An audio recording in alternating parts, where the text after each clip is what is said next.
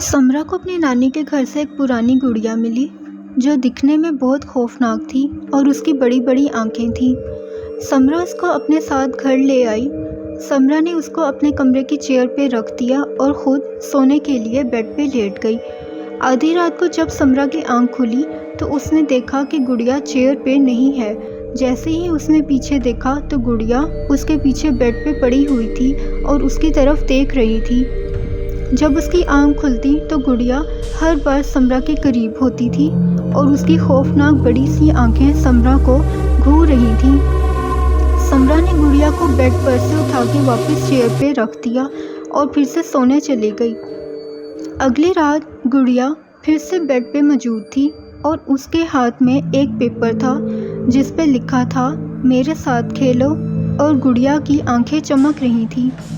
समरा ये देख के खौफज़दा हो गई और उसने गुड़िया को एक डब्बे में बंद कर दिया और ज़मीन में डब्बे को दबा दिया, लेकिन हर बार गुड़िया वापस बेड पे मौजूद होती थी।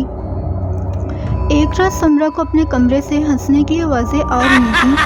उसने कमरे में फिर से गुड़िया को मौजूद पाया और ये आवाज़ें गुड़िया से आ रही थीं। गुड़िया आहिस्ता से चल के समरा के पास आई और उसके साथ खेलने को कहा।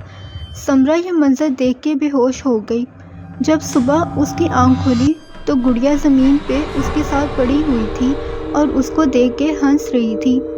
समरा ने उसको उठा के दूर फेंका और एक ही लम्हे में गुड़िया समरा के ऊपर आ बैठी और अपने दोनों हाथ उसके गर्दन पे रख दिए और समरा को मार दिया। और फिर गुड़िया के हाथ में एक पेपर था जिस पे लिखा था अब हम हमेशा साथ खेलेंगे।